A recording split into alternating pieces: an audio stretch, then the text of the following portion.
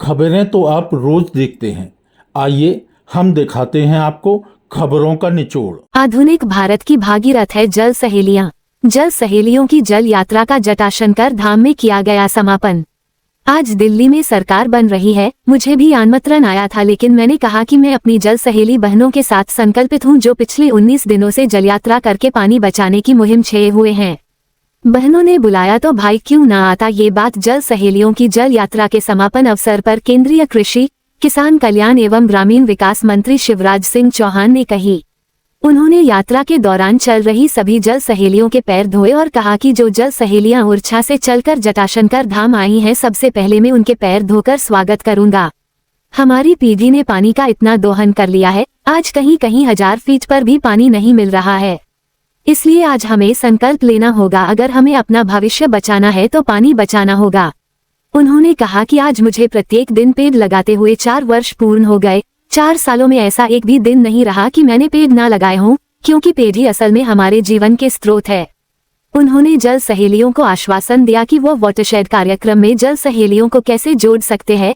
इस पर उनके साथ चर्चा करेंगे कि कैसे सरकार एवं जल सहेली मिलकर वाटरशेड को जल संपन्न बनाने के साथ मिलकर कार्य कर सकते हैं। इसी दौरान उन्होंने कहा कि अगर कोई भी वाटरशेड कार्यक्रम अच्छा प्रदर्शन करता है तो वहां की वाटरशेड कमेटी को 20 लाख का पुरस्कार दिया जाएगा।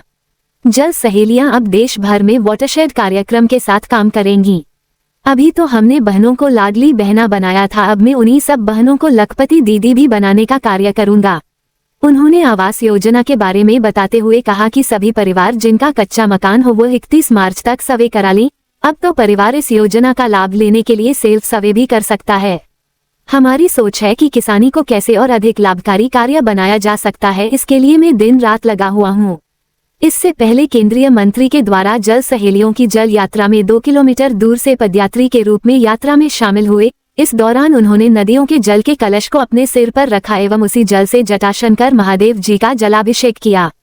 समापन समारोह में बिजावर के विधायक राजेश शुक्ला ने जल सहेलियों की जल यात्रा के बारे में बताते हुए कहा कि यह मेरा सौभाग्य है कि जल सहेलियों के माध्यम से आज हमारे क्षेत्र में यशस्वी कृषि मंत्री जी आए हैं। इसके लिए मैं जल सहेलियों का आभारी रहूंगा। उन्होंने बताया कि जटाशंकर धाम को धार्मिक पर्यटन के रूप में बढ़ावा देने के लिए सबसे पहले शिवराज जी के द्वारा ही कार्य किया गया था। उनका स्वागत करने का अवसर मिला, यही मेरे लिए सौभाग्य की बात है।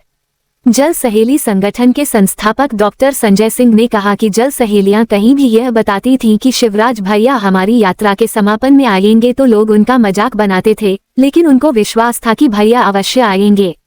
इस 20 दिवसीय यात्रा के दौरान हम सभी ने देखा कि आज भी समाज में मानवता है, बस हमें उसे पहचानने एवं पहल करने की आवश्यकता है।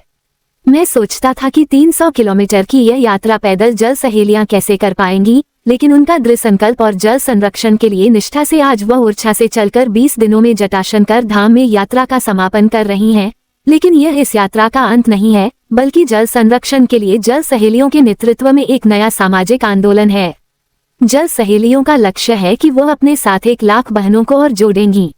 इस दौरान जल यात्रा से निकलकर आए अनुभवों के आधार पर कृषि मंत्री को मांग पत्र दिया गया कि अगर सरकार के द्वारा मांग पत्र के मुद्दों पर कार्य किया जाता है तो न केवल जल संरक्षण को बढ़ावा मिलेगा, अपितु किसानों की आय में भी वृद्धि होगी।